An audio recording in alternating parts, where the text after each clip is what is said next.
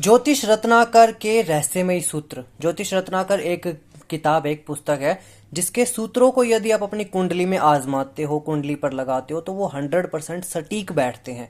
किसी की भी कुंडली की प्रेडिक्शन करनी हो तो यदि आप इन सूत्रों को देखकर यदि आप उनकी प्रेडिक्शन देते हो तो बेस्ट आपको एस्ट्रोलॉजी का ये लगा लो कि आपको 70 to 80% चीजें इन सूत्रों से पता चल जाती है।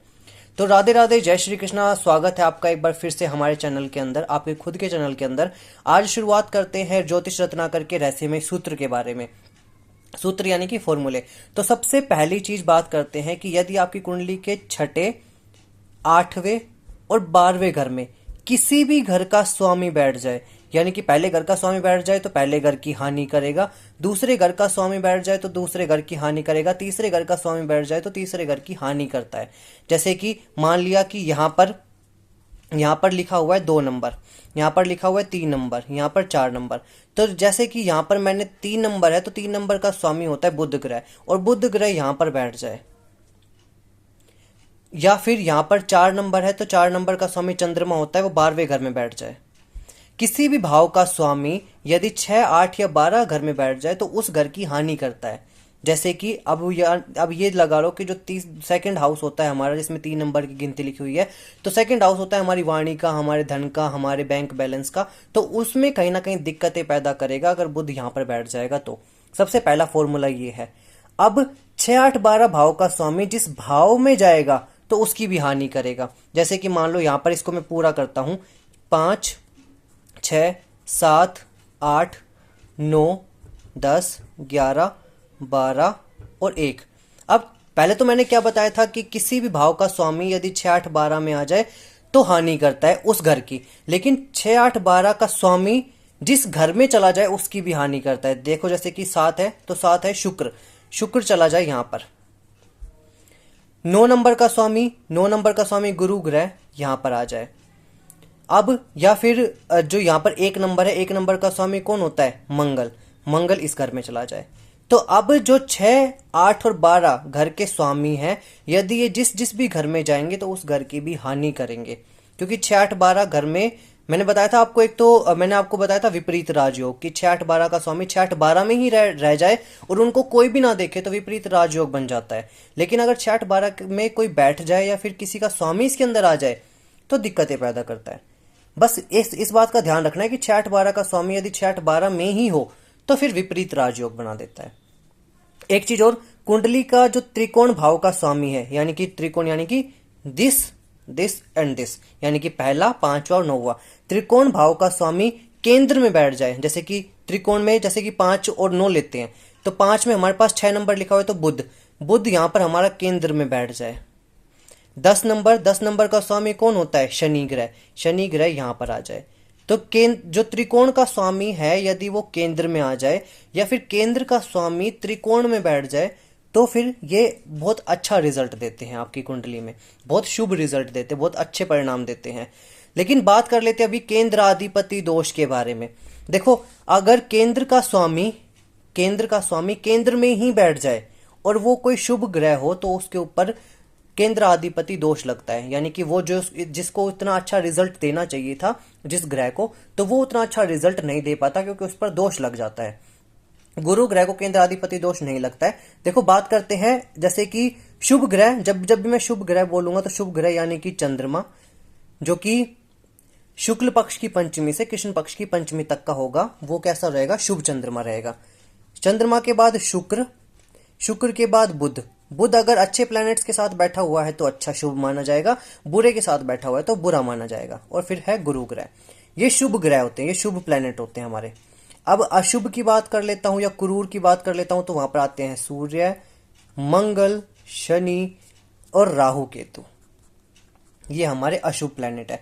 तो क्या कहा गया है कि यदि केंद्र का स्वामी जैसे कि 2, 5, 8 और 11, यदि इनके स्वामी केंद्र में ही बैठ जाएं, जैसे कि 2 का स्वामी शुक्र है और शुक्र यहां पर आ जाए, 5 का स्वामी सूर्य है, सूर्य यहां पर आ जाए, 11 का स्वामी शनि है, शनि यहीं पर ही बैठ जाए, स्वराशि का होकर बैठ जाए या फिर केंद्र में ही बैठ जाए, तो अब अगर शुभ ग्रह बैठे हुए हैं तो उस पर दोष लगेगा।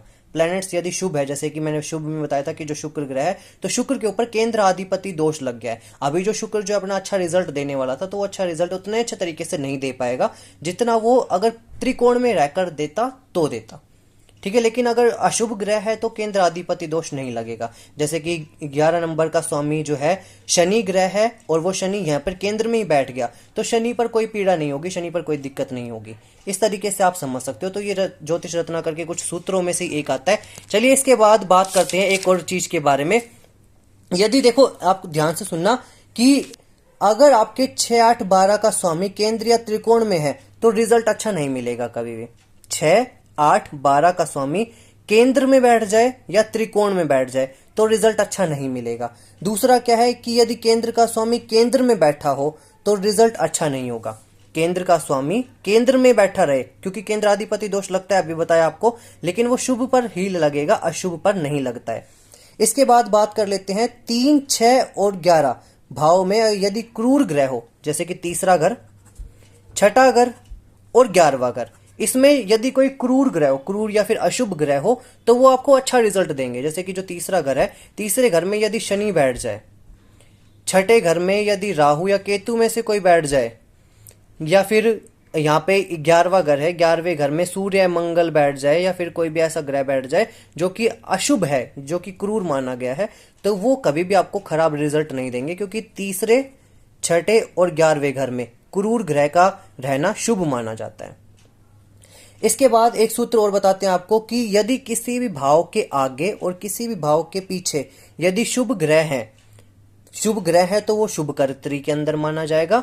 कर्तरी यानी कि आगे पीछे का टाइम। जैसे कि मान लिया मैंने ये 7वां घर ले लिया, इस 7वें घर में कोई प्लेनेट है, जैसे कि शुक्र है, शुक्र के पहले एक घर देखना है आपने, शुक्र के बाद एक घर देखना है। यदि दोनों में ही शुभ ग्रह बैठे हुए हैं, जैसे कि 7वें में बैठ जाए चंद्रमा, शुक्ल पक्ष की पंचमी से कृष्ण पक्ष की पंचमी तक का, और यहां पर बैठ जाए आपके पास बुध, तो जो शुक्र ग्रह है वो शुभ कर्तरी के अंदर है, यानी कि शुक्र के आगे भी अच्छा ग्रह है, शुक्र के पीछे भी अच्छा ग्रह है। शुक्र के आगे और पीछे जब अच्छे ग्रह होते हैं तो शुक्र आपको बहुत अच्छा रिजल्ट देगा। तो शुक्र जो है वो माना जाएगा शुभ कर्तरी के अंदर। लाभ कर्तरी बोल सकते हैं, शुभ कर्तरी भी बोल सकते हैं। लेकिन यदि किसी भी भाव के आगे और पीछे वाले घर में कोई अशुभ ग्रह है, क्रूर ग्रह है, तो उसको पाप कर्तरी के अंदर माना जाता है कि वो ग्रह जो है वो पाप कर्तरी में है। तो पाप कर्तरी वाला ग्रह कभी भी अच्छा रिजल्ट नहीं देगा।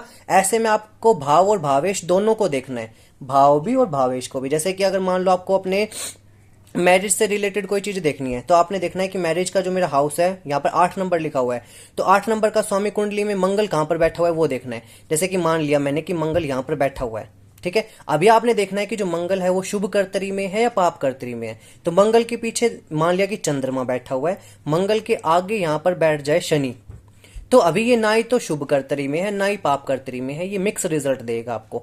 अगर यहाँ पर चंद्रमा शुक्ल पक्ष की पंचमी या कृष्ण पक्ष की, अब देखो ये जो चंद्रमा है ये कृष्ण पक्ष की पंचमी से लेकर और शुक्ल पक्ष की पंचमी तिथि तक का हो जाए तो ये अशुभ माना जाएगा। तो मंगल के आगे भी अशुभ ग्रह और पीछे भी अशुभ ग्रह है, तो जो मंगल ग्रह है ये पाप कर्तरी में है, यानी कि जो विवाह के अंदर दिक्कतें वो आने के चांसेस बहुत ज्यादा बढ़ जाते हैं। और अगर मंगल फर्स्ट हाउस में बैठा हो तो मांगलिक दोष भी लगता है। पहले, चौथे, 7वें, 8वें और 12वें घर में मंगल बैठता है तो मांगलिक दोष लगता है। तो चलिए ये सूत्र हो गया। और बात करते हैं कि किसी भी भाव का स्वामी जिस घर में बैठा हुआ है तो उसका रिजल्ट उसी घर से जुड़ जाता है। कैसे? देखो, जैसे कि मैंने बताया कि 5 है, किसी भी भाव का स्वामी, जैसे कि इस भाव का स्वामी 5 नंबर है, सूर्य, वो यहां पर बैठा हुआ है, तो इस भाव का स्वामी जब इसके साथ बैठ गया है तो इसका जो रिजल्ट है, यानी कि ये होता है हमारे घर, गाड़ी, मकान का, तो ये बैठ गया है यहां पर जाकर। तो इस भाव में यदि ये उच्च का होके बैठा हुआ है तो इस घर का अच्छा रिजल्ट देगा। नीच का होके बैठा हुआ है या फिर अपने दुश्मनों के साथ बैठा हुआ है, क्योंकि शत्रु राशि भी होती है, मित्र राशि भी होती है। देखो, जैसे कि मैंने बताया था कि ये सारे आपस में दोस्त हैं, चंद्रमा, शुक्र, बुध, गुरु, ये सारे आपस में दोस्त हैं, और लेकिन ये सारे आपस में दोस्त हैं, लेकिन ये एक दूसरे के शत्रु माने जाते हैं। इस तरीके से आप समझ सकते हो, ठीक है, कि शनि का जो शत्रु है चंद्रमा है, गुरु है, बुध है, शुक्र लेकिन इसका मित्र है। इस तरीके से आप अपना जान सकते हो कि किस किस तरीके से क्या क्या शत्रुता और मित्रता के बारे में बता सकते हैं। जैसे कि एक तो चंद्रमा, चंद्रमा के बाद बुध, बुध के बाद सूर्य, ये मंगल, ये एक अपना अलग अलग अस्तित्व रखते हैं। लेकिन जो अपने आपस में जो दोस्त हैं, शनि हो गया, ठीक है, अगर ये देखो चंद्रमा खराब है यानी कि बलवान नहीं है तो ये इसके साथ ही माना जाएगा। बुध जिसके साथ बैठता है उसी का ही दोस्त मित्र बन जाता है। और बात करते हैं गुरु ग्रह, ये शुभ ग्रह के अंदर आता है। शनि के साथ शुक्र बहुत अच्छा माना जाता है, वो अच्छे दोस्त माने जाते हैं। राहु और केतु, ठीक है, ये अपने आपस में है, ये आपस में दोस्त हैं, ये आपस में दोस्त हैं। लेकिन देखो क्रूर ग्रह तो अलग अलग माने जाएंगे, लेकिन जो ये है ये मित्र हैं आपस में, ये भी आपस में मित्र हैं। लेकिन अगर मैं ये कहूं कि शनि के साथ अगर मैं गुरु को बिठा दूं तो एक दूसरे के दुश्मन है। शुक्र के साथ यदि मैं सूर्य को बिठा दूं तो एक दूसरे के दुश्मन है। राहु केतु के साथ मंगल गुरु को बिठा दूं तो ये एक दूसरे के दुश्मन है। तो ध्यान रखना है आपने कि एक दूसरे में शत्रुता मित्रता भी देखनी है आपने, कि जैसे यहाँ पे चौथा घर है, मेरे को देखना है घर गाड़ी मकान का कैसे क्या सिस्टम रहेगा। तो पहले मैं क्या देखूंगा, पहले मैं ये देखूंगा कुछ चीजें, जैसे कि सूर्य ग्रह है वो कहाँ पर बैठा हुआ है, इसका स्वामी बैठा हुआ है सूर्य यहाँ पर। सूर्य के साथ कौन कौन से ग्रह बैठे हुए हैं, सूर्य किस राशि में बैठा हुआ है, मित्र की राशि में बैठा हुआ है तो अच्छा है, दोस्त के साथ बैठा हुआ है तो भी अच्छा है। यदि वो किसी दुश्मन राशि में बैठा हुआ है, शत्रु राशि में या नीच का होकर बैठा हुआ है तो वो उसको बहुत ज्यादा दिक्कतें पैदा करने लगेगा। तो ऐसे में सूर्य ग्रह की दान करनी चाहिए, सूर्य ग्रह की वस्तुओं का दान करके चीजों को कहीं ना कहीं कुछ हद तक सही करा जा सकता है। तो इस वीडियो के अंदर सिर्फ आज इतना ही बताऊंगा, और भी ज्योतिष रत्नाकर के बहुत सारे सूत्र हैं, नेक्स्ट वीडियो में कवर करेंगे। तब तक के लिए चैनल को सब्सक्राइब कर लीजिएगा, और अगर कोई भी क्वेरी है, कोई भी डाउट है, अपनी अगर कुंडली की कंसल्टेशन चाहते हो तो इंस्टाग्राम पर जाकर मुझे मैसेज कर देना, अपनी डिटेल्स भेज देना। फिर से मुलाकात होगी आपसे एक अलग वीडियो में, तब तक के लिए जय श्री राम, जय बजरंग बली।